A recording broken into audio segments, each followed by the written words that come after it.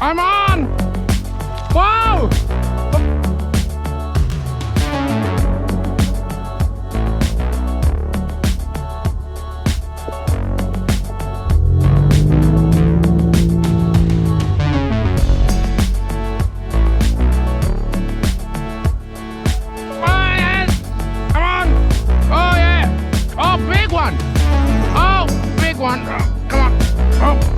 Tight. What is this? Oh! Whoa! Whoa! A big one! Come on, divers these rod. Nice and easy. Give it some drag. Look at that! That's a big beauty! Oh yeah, look at that! Look at that! Oh! Oh, it's a big one! I think it's a... Look at this, 1 to 3 kilo rod. Oh my goodness me, right in the shallows here. Give it, oh, don't lose it. Bring it, hopefully I can bring it up. Play nice and slow, I've only got very light tackle here. There it is. Oh, it's a big one. Oh, look at the size of it. Tie him out, tie him out. It's an Aussie Salmon, and it's a big one.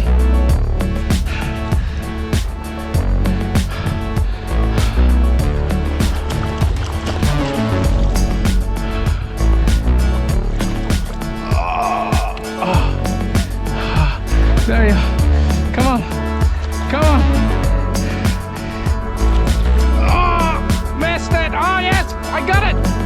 Oh, oh, oh, oh, yeah.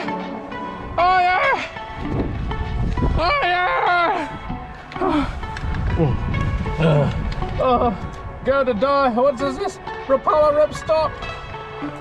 And a big chunkus. Wow. Look at that! What a beauty! This is a big one! Now look at that beauty. That's the Australian, whoa, live salmon, freshly caught. And today we are going to cut and process the fish. And the aim is to make beautiful Thai fish cakes. As you can see, the fish has been gutted and cleaned. It's a prime, beautiful specimen, commonly known as kahawai in New Zealand and Aussie salmon, Australian salmon in Australia, of course. I've got myself a beautiful knife given to me by my wife of the Jinko brand, and as you can see, because I broke her knife the other day, she was not a happy camper. I made a chip on her little knife. As you can see, it's engraved, and I have my own one here engraved with my name on it. And she hurriedly bought me a beautiful proper fish processing knife, as you can see. Right, let us begin. We might start off in this part of town. Oh, this thing cuts really sharp. Gotta be careful of my fingers.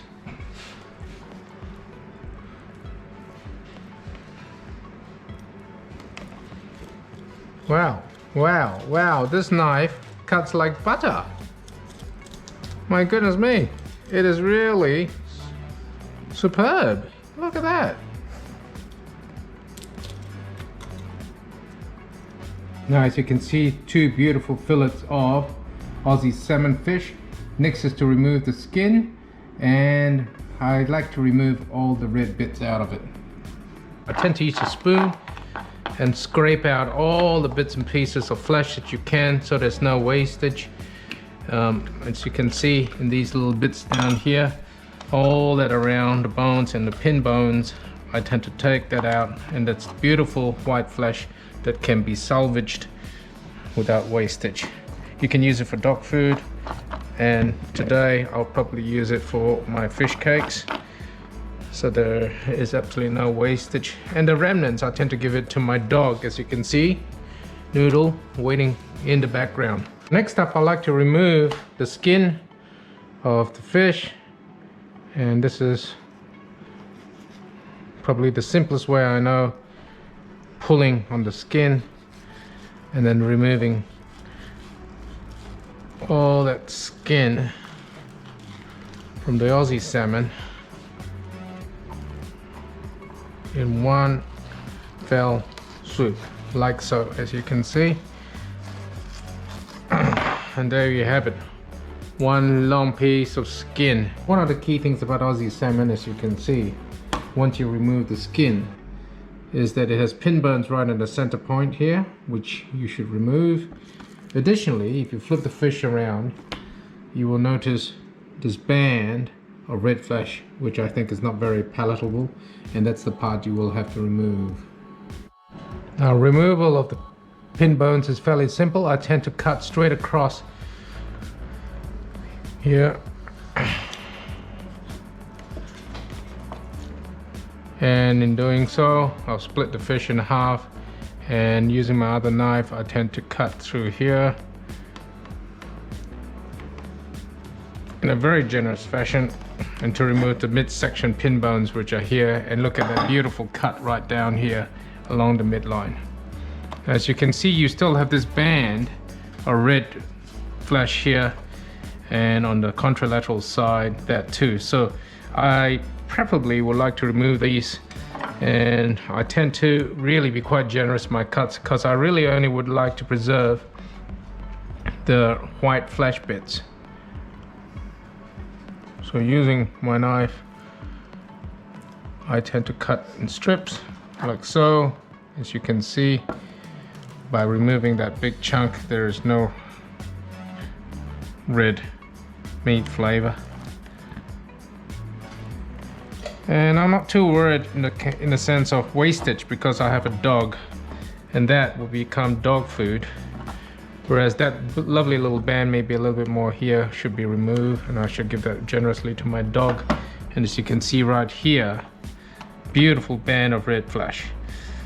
We'll repeat the process for the other bands here, so that when you flip it around, maybe a little bit more here, but I think a little bit is tolerable. Maybe if you're really fussy, we get rid of that redness here. But there you have it, a beautiful band of Aussie salmon, white flesh, no bones, ready to be made into fish cakes. Here you can see the other side of the fish, red band. The skin has been carefully removed, and there's no longer any skin because we've taken out one piece. Again, we'll repeat the process on this flank here, removing the red parts. As you can see here, beautiful white pieces of Australian salmon, Aussie salmon, without any of the red bits and no bones. Not surprisingly, there is a whole bunch of red flesh, and this will not go to waste. It will go to the dogs. Most people find the red bits quite unpalatable, and probably that's the major criticism of the Australian salmon, and for that reason we harvest this red bits here, mince it up and chop into little fine bits for the dogs. Next up, we would like to take our little fine pieces of Aussie salmon. We'll cut them up into pieces that can be made, because we have to make fish paste out of this, and that is not hard. So taking all this and very quickly cutting it up into nice sizable chunks to be placed in our food processing machine, like so. Next up, you will need some capsicum and snake beans. Now, you can chop them up by hand with a knife, or use the Thermomix machine or any food processor to chop them up into fine little morsels. Now, as you can see, using the Thermomix machine, I placed my snake beans inside, and it's a simple matter of closing that up and really giving it a whirl. Not too much. Whoa, that's a bit mulched. Well, I think I've over chopped that really, but well, who cares? It's over mulched. So we'll chuck the rest of the capsicum and not get carried away with the mulching.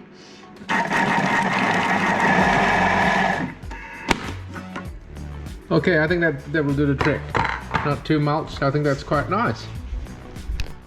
Now that you have your minced fish, the other ingredients include Thai red curry paste, 2 tablespoons of that, tablespoon of fish sauce, teaspoon of ketchup mayonnaise, 2 teaspoons of salt, 1 egg.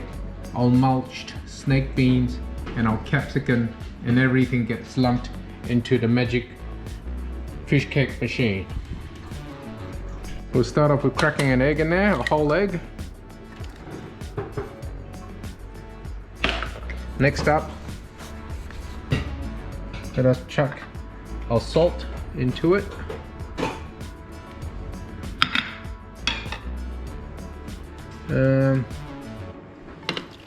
Our little capsicum, snake beans, chuck it in there, and now let's add our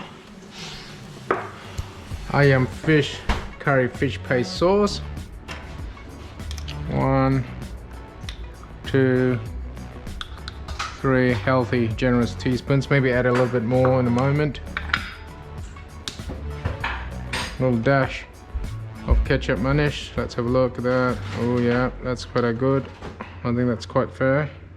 Oh yeah. Need to add up fish sauce. So that's about 1. Healthy 2, and maybe a little bit more. Close the lid.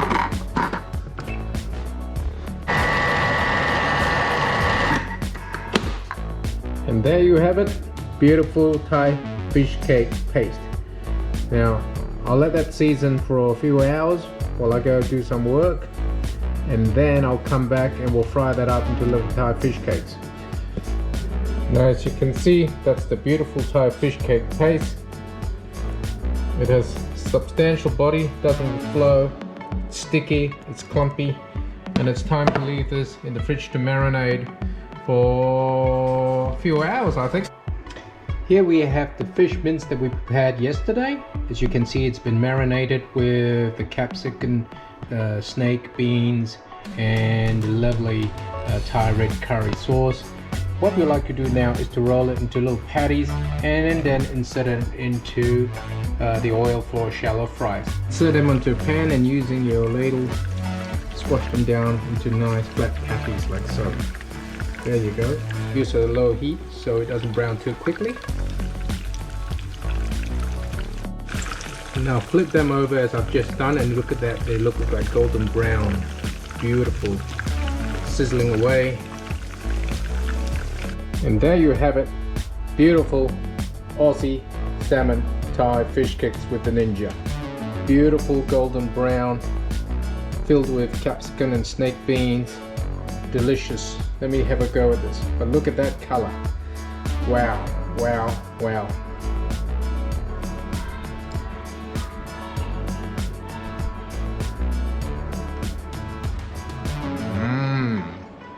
So 一番美味しいです。美味しいです。